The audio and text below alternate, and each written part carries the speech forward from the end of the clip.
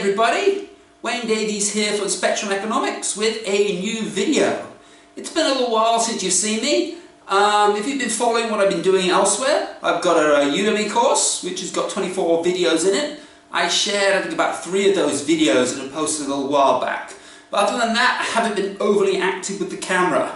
Well, not anyway with stuff that I've been posting on Steem, Steemit, DTube or any of that stuff recently. But I am excited today though, because this is my first video on SteemPeak. I applied for it about 2 months ago, I think it was. I think that is for a content creator on there. Took them a bit of a while. I think it's it's a new platform just setting up, but apparently I can now post videos. So this is going to be my first video. And I thought an ideal topic to talk about for this first video will be censorship and restrictions, especially those placed by other social media. And I've had my fair share of restrictions that have been placed on some of my content previously. Hence, it's one of the reasons why I was actually looking to SteemPeak, because I'm actually quite interested in terms of what they're offering, especially to those people that are having a hard time getting their content out on other platforms, especially the YouTubers. A lot of YouTube videos are getting demonetized these days simply because it's content that's considered controversial, or content that maybe the sponsors, the advertisers, do not want to be associated with their content. Well, so they say. So SteemPeak is ideal for these type of people to come and present their content and you don't have to worry about it. And if your stuff's been demonetized, like my stuff was demonetized, it's been demonetized several times, it offers you a way of earning revenue. For me personally, I don't have a huge following on YouTube. I was earning money at one point, then they changed the rules and, well, not anymore. But some of that, even when my content was monetized, there were certain videos that were demonetized for various reasons. So anyway, I'm going to share some of my experience with demonetization, restrictions, censorship, etc. So since I left my job, I was working for the government about 2 to 3 years ago, I've had to get involved with social media to get my content out there, to try and share my things. I spent a lot of this time on Steem, but before that I spent a bit of time on YouTube as well, and in making use of things such as Facebook. Not a great fan, but there's a lot of people on Facebook, so it's pretty important to try and get some content on there. Instagram as well is quite useful. I create a lot of my own pictures. I use PNGs, put these little PNG images in there that I'm creating. You can notice my post size of that, and I share some of that on Instagram. But a big problem with these other social media, if you present things that they don't particularly agree with, they've got algorithms that can kind of put your content back a little bit, and that's something that I've experienced. And we have things called, I think, shadow banning or ghost banning, and I've had a bit of experience that with Instagram in particular. Well, I get some posts that seem to get a lot of attention, a lot of people are seeing it. Other times I have things that's like, okay, I've only got 2 likes. And then my sister who follows and likes a lot of my content, sometimes I even have it appear in her feed. So it could be something I said that Instagram don't like. Some of it has to do with cryptocurrency, even though I don't talk about cryptocurrency, but a lot of the stuff I talk about and share relates to Steem. And a lot of the stuff that isn't even related to Steem is posted on Steem. So it gets kind of thrown into that bracket. So in that way it is difficult to kind of share my Steem content on other platforms. It can be very difficult. And that's the same with Facebook as well. I found that sharing my content, my Steem content on Facebook is difficult because it doesn't get that exposure, and it can prove that by just getting, let's say, an image, a thumbnail of my post, just putting a thumbnail and writing a few things on Facebook and then sharing it. You get much, much more engagement than if I had the same picture, which is a link to the Steem post, with the same descriptions and stuff. You're going to get far more engagement with just the picture that doesn't have the link. And it seems to be like that every single time. It's very, very difficult to get any engagement if there's a Steem link in there. I think that probably has to do with the algorithm that they have, that it's pushing back this content, or maybe not even seeing it all. And I found that with my my Spectrum Economics Facebook page. For about a year I was getting almost no engagement. I'm actually getting a little bit more engagement now, probably because I'm mixing things up with a few photographs I put in there and sharing those as well.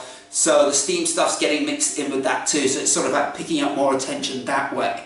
So that's a strategy with Facebook, not just to post Steem, but sometimes post other stuff, other pictures that have no links to Steem, and then people come and they find your Steem content on the page that way. But I've had no real problems with Steem itself. The people there have been pretty great, and I haven't been censored in any way whatsoever. Not even people with downvotes and stuff like that. I know some people have problems with downvotes. I don't see that an issue with my stuff here. So you're probably thinking, if you're familiar with my work, you probably know that I'm an economist, and I write a lot about economics, and mostly it's not controversial. So it's kind of strange that, you know, I'm actually having problems on the social media with restrictions. If you even take out the Steem element, for example. And my first encounter with censorship was actually on YouTube. And I posted a video where I talk about veganism, and I talk about animals, and I talked about the 5 areas of abuse. Very briefly, I've got a 5 areas of abuse series that I actually have on my Steem page now. And that post initially went up, the video was okay on YouTube for like a few days, and then it got demonetized, and it stayed demonetized for a long time, and eventually they just confirmed, even though I appealed, that it would be permanently demonetized. And there are images of animals getting killed, animals getting, abused. Well, that was the content of the video, and it was relevant, but apparently advertisers didn't like that. But that actually ran on into some of my other videos. So I found that some of my other videos that had no issues whatsoever, as in, you know, there were no animals being killed or tortured or anything like that, they were getting demonetized for the first few days, and that went on for a while. And that was quite frustrating, to be honest, because you get your most views within that period, the first few days, typically. That's when you get the most exposure. So it was demonetized for all of that, and I have to appeal each time. Then eventually I became permanently demonetized, as I mentioned earlier, simply because I did not have enough followers. But in short, if YouTube are using algorithms against me, then it's going to be very difficult to get a following in the first place. So that wasn't great. In regards to Facebook, that's been in some ways quite an unpleasant experience. From Facebook itself, also with other people as well on Facebook.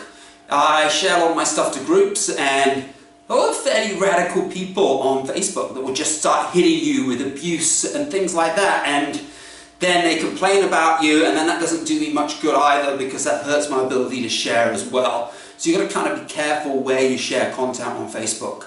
Again, we don't really have that problem with Steem. You can pretty much share it anywhere you like, and you don't really get into too much trouble here. So which is good, and I'm glad we got Free Speak to follow through on that. I also got what I call my Dark Side of Economics series, and that is, I say I don't really write or post an awful lot of controversial stuff, but that could be considered by some people to be a little bit controversial. And the Dark Side of Economics series looks at how economics is used by governments and banks and big business basically to exploit the people. This could be in terms of, like, for example, the easiest example, if you understand, is probably in terms of money. Your central banks continuously issuing money, devaluing the money, creating inflation. That's a tool of a tool to manipulate the people. Another one would be taxes and subsidies. Like, certain areas are taxed more and some areas are subsidized. And I talk a lot about that in terms of my veganism as well, in terms of all the subsidies going out to the meat industry. In a sense that, you know, they should be taxed instead, given the high level externalities that they have. But so that's an area where we're pushing people towards meat rather than towards vegetables. They actually have far less externalities and should be far cheaper to produce, even though price-wise they're generally not that much cheaper. So it's a bit shocking in that area. I'll talk about how war is being used as well. Countries wage war as a threat or destroy countries for construction and things like that. And, you know, I think some find that sensitive, and Facebook might find that sensitive as well. So therefore it leads to me getting more restrictions on those platforms because of that. So if you look at it in that nature, even though my content generally isn't overly controversial, I post on Steem, which is a cryptocurrency, kind of works against it.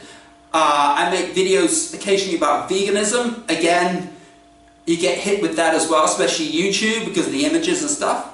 I talk about things like my dark side of economics, manipulation by governments, manipulation by banks. Again, people find that potentially controversial, even though that's probably less than a quarter of my overall content. But it's enough if they, I don't know whether there's a secret blacklist that they put you on that affects what you're doing, but in the end, all of that results in less exposure. So it's not so much direct censorship, but it is sort of an indirect a lack of visibility, which makes it difficult, especially when I've got a message that I feel is pretty important, because I'm an economist. I think people need to know how economics is actually being used. I think people need to know how economics can be for good, even though it's being used for bad.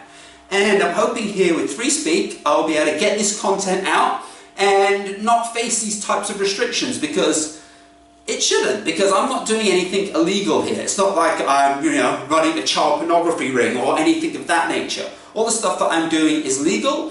All the stuff that I'm doing is, well, I'd say it's the truth. It is the truth as I know it, put it this way, the information I'm getting, I'm doing the best I can to present it and trying to create a realistic picture of how economics is actually being used.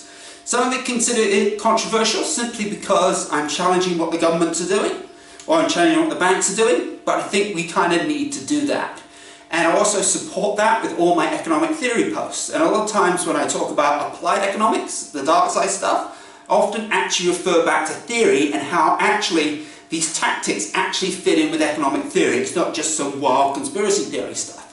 So we're not really dealing in conspiracy theories and all that sort of thing, but we're dealing with genuine exploitation by governments. And if SteemPeak is offering the opportunity for people to present this content, I say that's a good thing. So far, my experience with SteemPeak, a lot of it is to do with cryptocurrency. And a lot of these people, I still gonna see them on YouTube. I'm not sure whether they're demonetized, some of them maybe. Most of them I don't think are deplatformed. So I gotta understand that though. Steem is a cryptocurrency. So I mentioned before there are issues about talking about cryptocurrencies and other platforms, especially Facebook. Not so much now though, oddly enough. Actually has gotten a bit easier. I'm finding I'm getting more engagement than I did before. Maybe because of their new coin, they're talking about Libra. I'm not sure the relationship with that. But hopefully SteemPeak can expand and can get a lot more people on there expressing their views. So it'll be very interesting to see where this goes. And I'm quite excited as a content creator, and hopefully I'm going to be able to make a lot more videos and be able to share them and get a better following.